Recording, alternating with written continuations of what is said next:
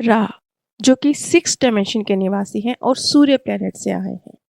उन्होंने सूर्य प्लैनेट से जुड़ी हुई बहुत ही अनोखी, हैरान करने वाली जानकारी हमारे साथ शेयर करी।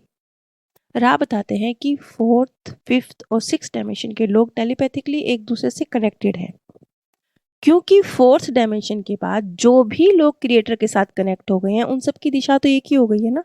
कोई आगे है, कोई पीछे है, लेकिन दिशा एक हो गई है। अभी हम 3rd डायमेंशन में हैं, अभी हमारी दिशा एक नहीं है, लेकिन 4th डायमेंशन में अगर हम क्रिएटर की साइड चले जाते हैं तो हम सब एक ही दिशा में होंगे। 4th वाले भी एक ही दिशा में होंगे, थोड़े 5th वाले थोड़े आगे होंगे, 6th वाले थोड़े उनसे आगे होंगे, लेकिन उन सबकी दिशा क्रिएटर की तरफ है। और जैसे कि 4th डायमेंशन से दूसरों की सेवा शुरू हो जाती है। जब हम 4th डायमेंशन में पहुंचेंगे, तब हम भी जो 3rd डायमेंशन की पृथ्वी जैसे और दूसरे प्लैनेट होंगे, वहाँ और बहुत सारी हमारी जैसी आत्माएं होंगी, उन्हें गाइड करेंगे, जैसे आज रा हमें कर रहे हैं।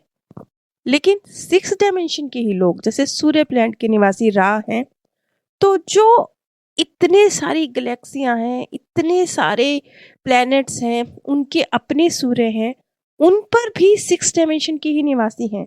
तो ये जो अलग अलग सूरज हैं, इतने सारे सूरज हैं, उन पर जो 6 डायमेंशन के प्राणी निवास करते हैं, वो सब भी एक दूसरे से कनेक्टेड है। अब देखिए ये कनेक्शन कितना बड़ा होगा, अब दायरा कितना बड़ा हो गया है। एक, जैसे हम पृथ्वी पर हैं तो हम अब यही, हम पृथ्वी पर हैं, हम सूर्य के इर्द गिर्द घूम रहे हैं, तो हमारे आसपास इतने ग्रह हैं। लेकिन यहाँ पर बात कितनी बड़ी हो जाती है कि अलग अलग प्लैनेट्स के जो सूर्य हैं, उन सब पर जो आत्माएं रहती हैं, वो भी एक दूसरे को गाइड कर रही हैं। रा कहते हैं कि जैसे पृथ्वी का डायमेंशन हम 3rd डायमेंशन वाले लोगों के हिसाब से है, हम यहाँ जी सकते हैं, इसी तरह से जो सूर्य प्लैनेट है, क्योंकि वो रोशनी का प्लैनेट है, तो वहाँ पर जो आत्माएं रहती हैं, वो भी रोशनी से, उस ऊर्जा से बनी है, प्रकाश से बनी है। और वहाँ भी पूरा प्रोसेस है, जैसे यहाँ पर हम लोग एक जीवन जीते हैं, शादी करते हैं, फिर जनरेशन्स आगे बढ़ती हैं, वहाँ भी ऐसा होता है। लेकिन वहाँ पृथ्वी के तत्वों की तरह नहीं होता, वहाँ ये सब कुछ रोशनी का होता है, घर भी होते हैं, आगे जनरेशन्स भी बढ़ती हैं, लेकिन ये सब रोशनी के रूप में होता है। और उससे भी ज़्यादा हैरानी की बात है कि जो सूर्य के अंदर का वातावरण है, वो बहुत बहुत बहुत ठंडा है। ये हमें हैरान करती है बात, क्योंकि हम तो यही समझते हैं कि सूरज तप रहा है, वो बहुत बहुत बहुत गर्म है, लेकिन इसके उलट उसके अंदर का वातावरण बहुत ठंडा है।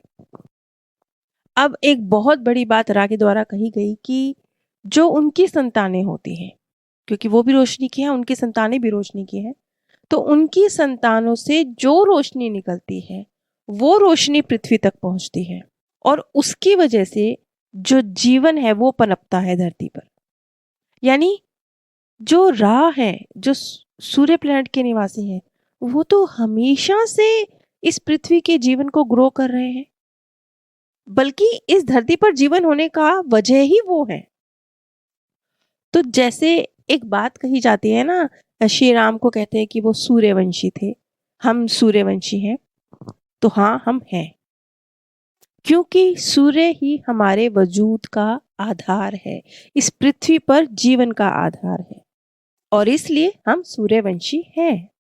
जैसे एक स्थान पर रा कहते हैं कि हर डायमेंशन में हर घनत्वता, यानी हर डायमेंशन मौजूद है, लेकिन वो उभर कर तब सामने आती है जब उससे रिलेटेड अनुभव पूरे हो जाते हैं, जो समय चक्र है उस प्लेनेट का अगली डायमेंशन में जाने का, वो पूरा हो जाता है।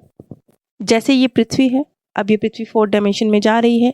क्यों? क्योंकि इस पृथ्वी का और इस पृथ्वी पर रहने वाले कुछ लोगों का जो 3rd डायमेंशन के एक्सपीरियंस हैं वो कंप्लीट हो गए हैं, इसलिए पृथ्वी तैयार हो गई है 4th डायमेंशन में जाने के लिए। इसलिए अब ये पृथ्वी 4th डायमेंशन में चली जाएगी। अब चली जाएगी मतलब क्या? इस पृथ्वी पर ही 4th डायमेंशन है, लेकिन वो उभर कर सामने आएगी।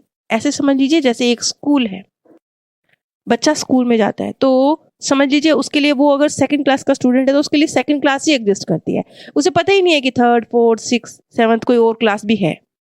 जब वो बच्चा 3rd क्लास पार करके 4th में जाता है, तब उसे, उसके लिए 4th ही एग्जिस्ट करती है, तब उसे पता चलता है कि 4th ही क्लास है, 5th, 6th, 7th कोई और भी क्लासेस हैं उसे पता ही नहीं है। कुछ इस तरह से जब पृथ्वी 4 डायमेंशन में चली जाएगी तो पृथ्वी पर अभी भी 4 डायमेंशन है, लेकिन पृथ्वी का वो अनुभव 4 डायमेंशन तक पहुंचने का अभी पूरा नहीं हुआ है, इसलिए वो डायमेंशन उजागर नहीं हुई है। इसी तरह से सिर्फ 4th नहीं, 5th भी, 6th भी, 7th भी, सारी डायमेंशंस हैं इस पृथ्वी पर, लेकिन वो अपना वक्त आने पर उभरती हैं। जैसे एक बच्चा हो स्कूल में, उसे पता ही ना हो स्कूल में कोई और क्लास भी है, सिर्फ उसे अपनी क्लास पता हो कि मैं 4th क्लास का स्टूडेंट हूँ, मतलब 4th ही क्लास है। लेकिन बाद में उसे पता चले कि जब वो 5th में जाए तो उसके लिए सिर्फ 5th है, तब उसे ये पता है कि नहीं 4th भी थी, 3rd भी थी, 2nd भी थी, 1st भी थी। कुछ इस तरह से इसका एक मतलब ये भी निकल के आता है कि जैसे आज सूर्य है ना 6 डायमेंशन, इसी तरह से वो 6 डायमेंशन पृथ्वी पर भी तो मौजूद है ना। किसी दिन वो भी उजागर होगी, जैसे अब 4th उजागर होने वाली है। तो और तब क्या होगा, तब ये पृथ्वी भी सूर्य की तरह रोशनी की होगी, और इस पर रहने वाले लोग भी जैसे राह है वैसे रोशनी के होंगे।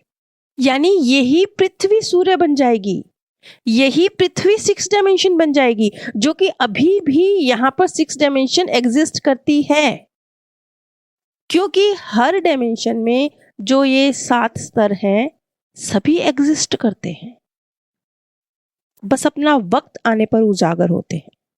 रा कहते हैं कि चाहे इस पृथ्वी पर या किसी भी प्लेनेट पर, कहीं पर भी जीवों का रूप, उनका व्यवहार अलग अलग हो सकता है। और वो अलग अलग क्यों है? वो अलग अलग है उनकी फ्री विल की वजह से, क्योंकि परमात्मा ने सबको फ्री विल दी है, सबको। ये जो तरंगे हैं परमात्मा की प्रेम की तरंगे, इनके अंदर जो कण है उन कणों की भी अपनी फ्री विल है, और जब वो किसी एक स्थान पर फोकस होते हैं, किसी एक स्थान पर एकत्र होते हैं, तो वो अपनी फ्री विल से रूप धारण करते हैं। अब बिल्कुल सरल भाषा में समझा जाए तो आज आपकी जो शक्ल सूरत है, आपके आसपास की जो दुनिया है, आपके आसपास की जो चीजें हैं, चाहे निर्जीव हो चाहे सजीव हो, इनकी भी फ्री विल है, इसलिए ये इस रूप पे है।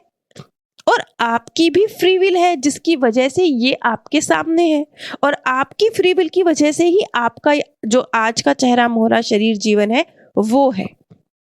वैसे ये फ्री विल का जो नियम है, थोड़ा सा अगर आप इस अंदाज में समझेंगे तो आपको लॉ ऑफ अट्रैक्शन जैसा लगेगा, लेकिन इससे ये उससे थोड़ा सा अलग है। लॉ ऑफ अट्रैक्शन में हम किसी भी दिशा में अपनी जो मतलब जो हमारा सोचने समझने का तरीका है उससे अलग हटकर उस चीज पर क्रिएट कर रहे होते हैं जो हम क्रिएट करना चाहते हैं। लेकिन फ्री विल में जो हमारी ट्रू सेल्फ है, जो हमारी भावना है, वहां हमारी ऊर्जा एकत्र हो रही है और वो रूप धारण कर रही है। और ये प्रक्रिया तो हमेशा से है हमारे साथ, आज से तो नहीं है ना, अभी से तो नहीं है ना, हमेशा से है। यानी फ्री विल तो हमेशा हमारे साथ काम कर रही है। तो अब से अपनी जिंदगी, अपनी शक्ल सूरत, अपना आसपास की दुनिया, इसकी शिकायत किसी और पे मत डालिए।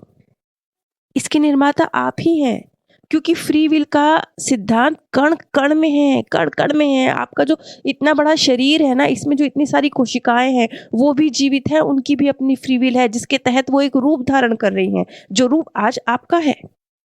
आपके सामने हमेशा हर चीज मौजूद होती है, लेकिन आप अपनी फ्री विल से चूज कर रहे हैं, और ये सब कुछ इस तरह से हो रहा है कि आपको पता भी नहीं चल रहा।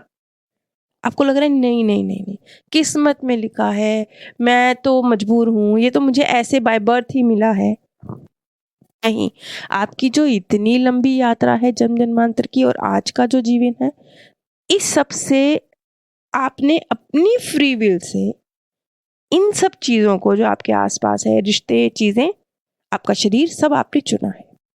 सब आपकी फ्री विल की वजह से आज आपके साथ है। अब ये चीज समझने के बाद किसी को शिकायत भी होती होगी कि नहीं नहीं नहीं, मेरी फ्री विल ऐसी हो सकती है, मैंने अपने लिए ऐसी चीजें चूज करी।